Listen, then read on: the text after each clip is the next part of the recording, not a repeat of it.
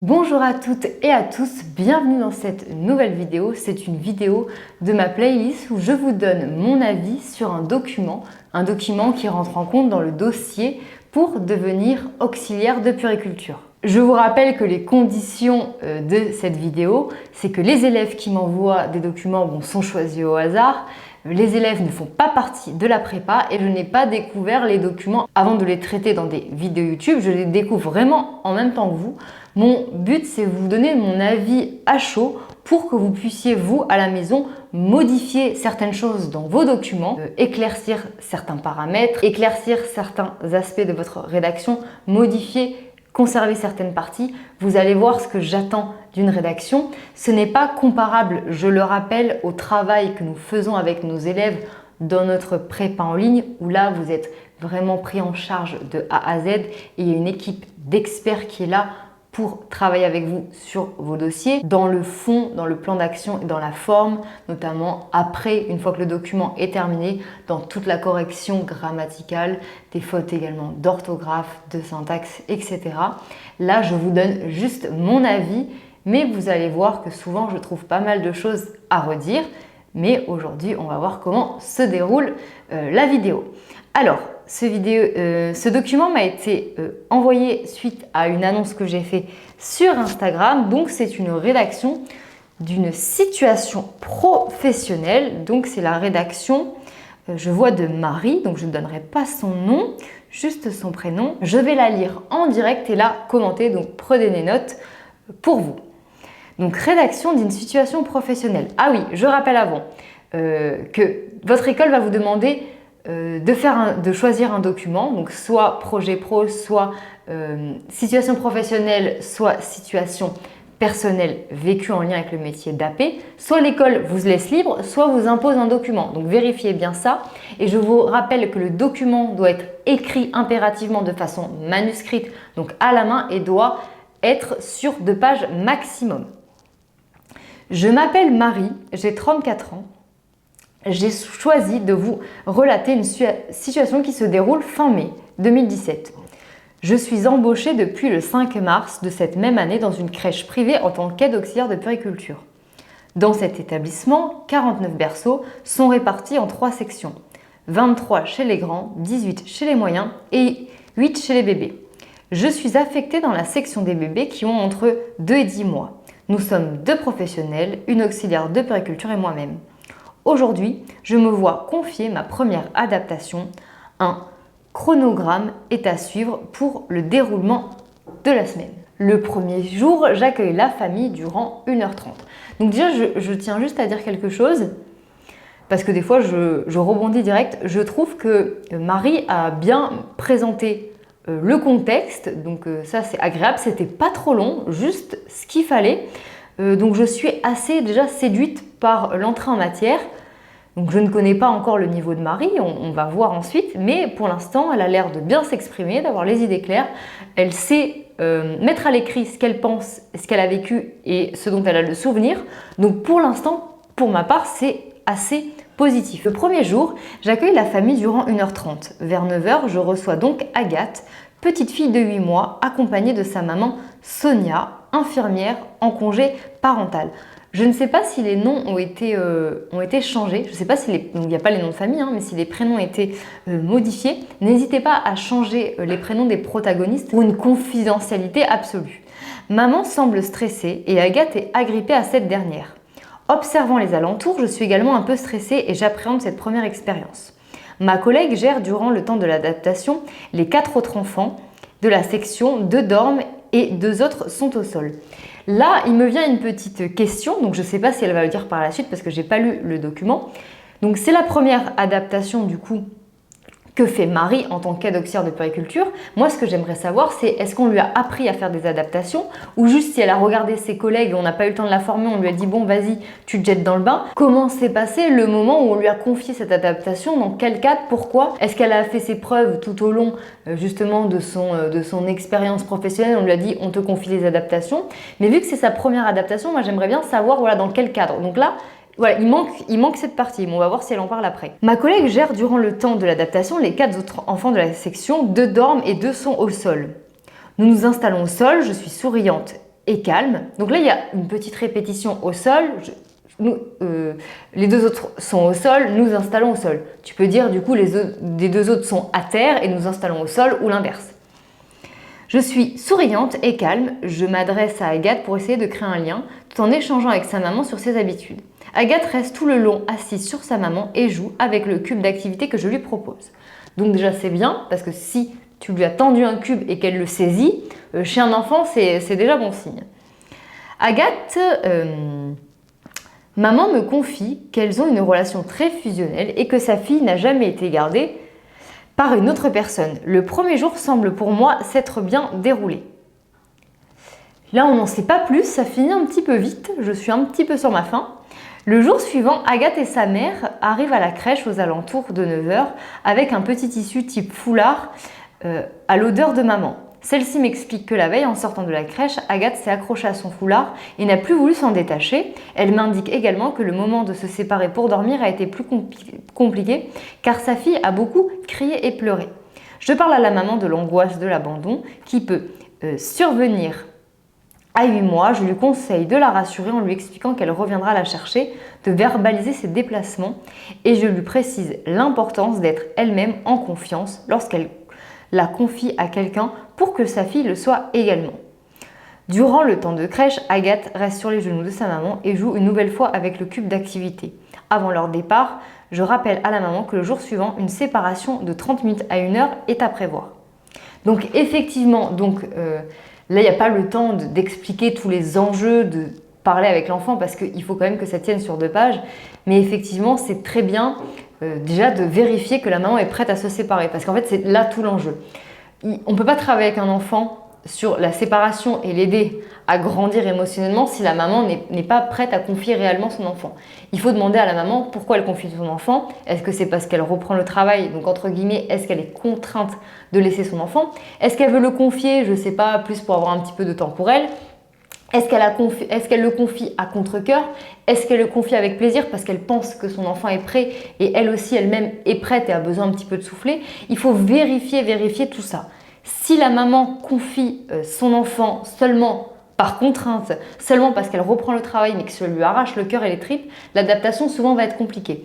Si la maman comprend le bénéfice qu'a son enfant d'être en collectivité, et ça c'est le plus grand bénéfice qu'ont éventuellement les enfants, c'est de se socialiser, de se faire des petits copains, même si bien entendu quand ils sont bébés c'est pas vraiment des petits copains, ils créent pas des amitiés, mais ils se sociabilisent, ils font des choses qu'ils ne font pas à la maison, ils font des activités d'éveil sensoriel qui souvent ne font pas à la maison. Donc il y a un aspect qui est très intéressant au niveau de l'éveil, de la motricité et aussi pour le fait tout simplement de grandir et apprendre à se séparer en sachant qu'on va se retrouver. Il y a d'ailleurs un jeu, donc le coucou caché, qui est fait souvent naturellement par les mamans, mais il y a tout son sens. En fait, le jeu, c'est de faire coucou et de montrer à l'enfant qu'on est là. Ça montre à l'enfant dans son inconscient qu'en gros, je ne suis pas là, tu ne me vois pas, mais au fond, je suis toujours là. Ou par exemple, le faire derrière une porte, c'est encore plus intéressant, se cacher derrière la porte.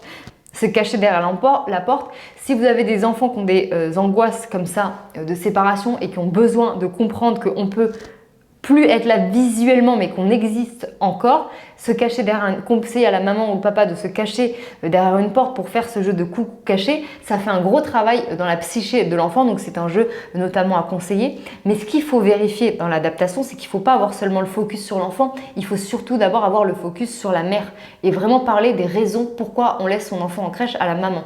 C'est ça la clé pour moi de la réussite de l'adaptation, c'est comprendre pourquoi la maman laisse son enfant à la crèche. Ensuite, 3e jour, Agathe sera présente de 9 h à 11 h avec une séparation et sa mère devra être présente lors du repas. À l'arrivée de l'enfant, sa mère lui dit au revoir en lui verbalisant qu'elle reviendra. J'ai juste oublié, voilà, là je ne sais plus si elle avait 8 ou 9 mois, la petite Agathe, elle a 8 mois. Agathe se met à hurler et la séparation est difficile. Je m'accroche et lui tends son objet de transition auquel elle s'agrippe.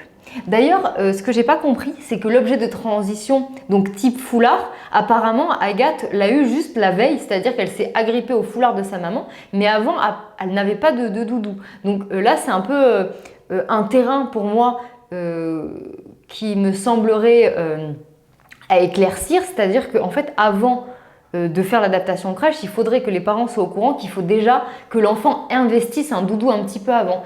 Parce que le doudou aura déjà un souvenir, une présence, une odeur, une habitude. L'enfant aura déjà l'habitude de s'agripper à son doudou. Là, si l'objet de transition, il est là juste la veille, l'objet est beaucoup moins investi, même si c'est le foulard de sa maman, c'est un petit peu nouveau. Voilà, ça c'est quelque chose que j'aurais à éclaircir, mais en tout cas c'est bien si elle s'est quand même agrippée à ce foulard. Ça montre aussi que c'est elle qui l'a choisi. Je lui tends les bras et lui verbalise calmement que sa mère va revenir, qu'elle est en sécurité. Je pose des mots sur ses émotions et lui indique que je les entends et que je les comprends. Celle-ci continue de pleurer mais accepte de venir avec moi. Donc ça déjà, c'est très bien qu'elle accepte de venir avec toi. Ensuite, c'est très important. Il ne suffit pas de dire les mots. Là, je ne reprends pas ce que Marie a écrit, hein, parce que pour moi, c'est très bien, mais je vous parle à vous en tant que futur professionnel. Il faut aussi les ressentir. L'intention a beaucoup plus de poids que les mots. Les enfants ne comprennent pas forcément le mot à mot, mais comprennent vraiment l'énergie et l'intention qu'on y met. Donc les mots, bien entendu qu'il faut les dire, mais il faut les accompagner d'émotions, de ressentis, de chaleur humaine. C'est comme ça que l'enfant va être rassuré. Si l'enfant est loin, je dis « Maman, elle revient, maman, elle va revenir, t'inquiète pas, arrête de pleurer ». Ça ne veut rien dire. Alors que si je dis « Maman va revenir, ne t'inquiète pas, maman va revenir, tu es en sécurité, je suis là pour t'accompagner lorsque ta maman n'est pas là ». Ça n'a pas du tout le même écho sur l'enfant. Donc voilà une démonstration de la différence. Elle semble vraiment très paniquée et en insécurité. Elle passera tout le moment de séparation sur mes genoux en pleurs malgré toutes mes tentatives pour la consoler. À son retour, maman la calme en la prenant dans ses bras et en lui parlant. Agathe va rester sur sa mère jusqu'à son départ et ne souhaitera pas manger.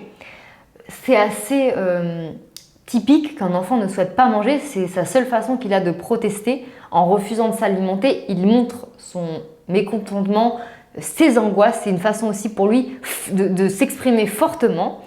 Donc un enfant qui pleure, qui refuse de dormir et de manger pendant les adaptations et même dans les premiers jours et premières semaines de crèche, c'est tout à fait physiologique, normal, en réaction. C'est une réaction au stress et à la séparation. Et nous, notre objectif, justement, c'est de lui donner suffisamment de ressources, de chaleur et de compréhension pour que la transition se fasse au mieux. Mais je vous rappelle que pour moi, tout ça, ça passe aussi par la maman. La maman, le bébé, c'est la continuité de sa maman. Le bébé, il n'est pas assez complet, entier, il n'a pas assez de ressources pour comprendre l'enjeu. Il faut déjà régler pour moi le problème de séparation. Enfin, il faut vraiment établir tout le cercle de confiance avec la maman. Jour 4, celui de la demi-journée. La petite fille sera en section de 9h à 12h sans ses parents. À peine arrivée, Agathe est en pleurs, maman la réconforte un moment puis s'en va. Je prends le relais en la prenant dans mes bras.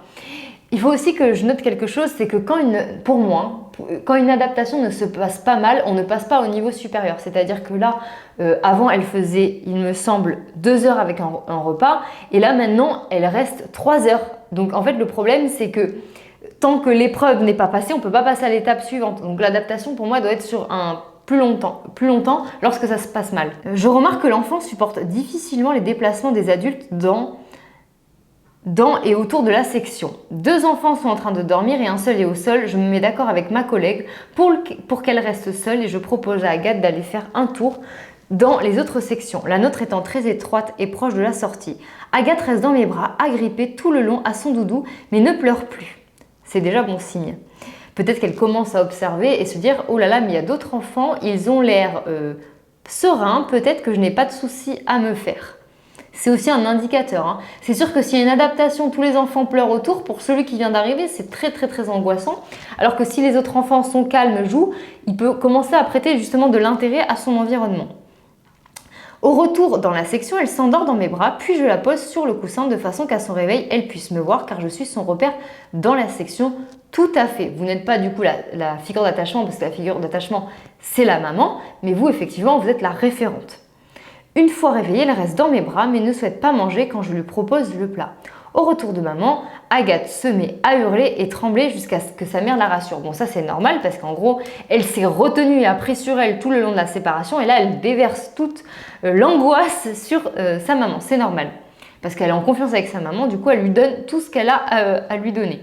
Je lui fais les transmissions en étant transparente en ce qui concerne la séparation compliquée et en félicitant Agathe des progrès effectués ce jour. Donc bravo Marie, parce que c'est ce qu'il faut faire, il faut considérer l'enfant et le valoriser justement dans son comportement et le réconforter si besoin.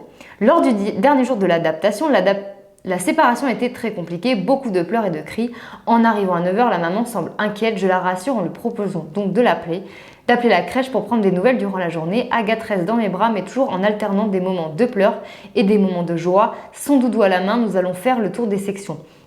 Tout au long, je lui verbalise qu'elle ne risque rien, que ses parents viendront la chercher et qu'elle peut prendre plaisir à jouer. Le repas suit, la petite fille accepte de manger la moitié de son repas. C'est une victoire et effectivement, c'est une victoire. Et on voit aussi que les enfants rebondissent assez vite. Et effectivement, les adaptations, des fois, donc il y a vraiment un changement sur quelques jours. Des fois, il suffit de 3-4 jours pour qu'il y ait un changement. Si l'enfant est dans un bon environnement, que la référente est bienveillante et que sa maman est au clair, effectivement, les pleurs, les cris et le fait que les enfants ne mangent pas, des fois, ça dure que 3-4 jours. Dans la crèche, bien sûr. L'après-midi, étant présente au cours de son endormissement, elle finira par s'endormir dans son lit. À son réveil, elle restera sur mes genoux à jouer avec des bouteilles sensorielles. Donc ça, c'est très bien de ne pas la brusquer, de ne pas la laisser toute seule sans personne qui la contienne. Ça, c'est vraiment bien de rester... Désolée, mon ordinateur, il bug. C'est vraiment bien de rester... avec l'enfant près de soi pour que ce ne soit pas, il ne se sente pas comme ça trop démuni dans l'environnement, sans personne à qui se raccrocher s'il a un petit coup de stress. À l'heure des transmissions, j'ai conseillé à sa maman de complimenter Agathe pour ses efforts et d'en l'encourager à continuer ainsi. En tout cas, je te trouve très bienveillante, Marie. La semaine qui a suivi, la séparation est restée encore compliquée, mais Agathe se calmait beaucoup plus rapidement. Donc ça, c'est un signe d'amélioration, effectivement. Elle a joué, dormi dans son lit, mangé et même autorisé ma collègue à s'occuper d'elle. Donc effectivement, on voit que Agathe, la petite Agathe, a été vraiment rassurée et sûrement bien prise en charge par cette équipe bienveillante. Cette première expérience a été délicate. Je pense avoir manqué d'expérience et d'assurance, n'ayant pas pris conscience de l'importance de ce premier contact. Je ne m'étais pas assez préparée. L'âge d'Agathe, et effectivement l'âge d'Agathe, c'est l'âge le plus difficile pour faire des adaptations. Donc si tu n'as pas d'expérience, effectivement, c'est pas facile. D'ailleurs, je me demande pourquoi dans l'équipe, ils t'ont laissé faire toi si la petite avait 8 mois, mais c'est peut-être un problème d'organisation malheureusement. L'âge d'Agathe, lors de son entrée à la crèche, la peur de l'abandon et le lien fusionnel qui la liait à sa mère ont été des facteurs défavorables à son adaptation. Un temps d'adaptation plus long et des journées plus courtes auraient été plus judicieux, sachant que la maman était en congé parental. Effectivement, je suis d'accord pour ton analyse. Néanmoins, j'ai su rassurer Agathe et sa mère, conseiller celle-ci quant à l'attitude à adopter lors des moments d'insécurité de sa fille. La communication et les transmissions étaient primordiales dans le déroulement des événements ainsi que le travail d'équipe, car avec l'aide de ma collègue, j'ai pu me dégager du temps pour me consacrer, désolée, mon ordinateur il s'éteint, totalement à l'enfant. J'ai su avoir une approche bienveillante pour la rassurer, l'aider à se détendre et créer un lien de confiance. J'ai fait preuve de patience, d'écoute et de persévérance. Grâce à cette réussite, j'ai acquis de la confiance en moi. Par la suite, mes adaptations suivantes se sont très bien déroulées. J'ai organisé et préparé mes adaptations et appris à modeler si nécessaire le temps de la familiarisation selon le rythme de l'enfant. C'est ce que j'avais en fait remarqué ensuite, c'est qu'en fait les temps d'adaptation progressaient alors qu'Agathe ne semblait pas être à son aise. Donc c'est ce que j'avais évoqué au-dessus et je suis contente que tu l'aies analysé. Donc ce que je peux dire de ce document. Donc Marie, déjà bravo parce que c'est fluide, c'est bien écrit, le français est correct, il y a très peu de fautes d'orthographe, c'est très agréable à lire. On sent que tu es professionnelle, que tu as de l'intérêt pour ton travail et que tu t'es quand même assez bien renseignée. Ce que je note, c'est que vu que le document doit tenir sur 2 pages, je rééquilibrerai juste un petit peu le texte en essayant de synthétiser un petit peu plus le récit et en parlant plus de l'analyse. Parce que l'analyse, du coup, elle fait qu'un petit paragraphe, il faudrait beaucoup plus la développer. Notamment la développer un petit peu plus avec des exemples, on va dire, avec des mots-clés plus spécifiques à la profession, avec un travail un peu plus de fond. Tu as fait une très bonne analyse parce qu'au fond, elle est faite l'analyse, mais un peu plus la développer. Pour moi, il faudrait juste rééquilibrer le temps de récit et le temps d'analyse parce que quand même, l'objectif, ce n'est pas juste de raconter ce qui vous arrive, mais d'analyser comment vous avez rebondi sur la situation. Donc tu l'as fait et je le remarque et je le souligne, mais juste encore un petit peu plus développé parce qu'en plus j'ai l'impression que tu as pas mal de capacités et de qualités et du coup on a envie d'en savoir un petit peu plus sur ta façon de raisonner. Mais en tout cas, pour moi, c'est un très très bon document. Il y a, je pense, des améliorations à faire pour qu'il soit parfait, mais je pense que voilà, tu as un très bon niveau. Donc bravo à toi Marie. Et si tu as envie d'une correction un petit peu plus approfondie par nos équipes, n'hésite pas à venir me voir. On a des corrections express des documents sans faire de prépa si tu le souhaites.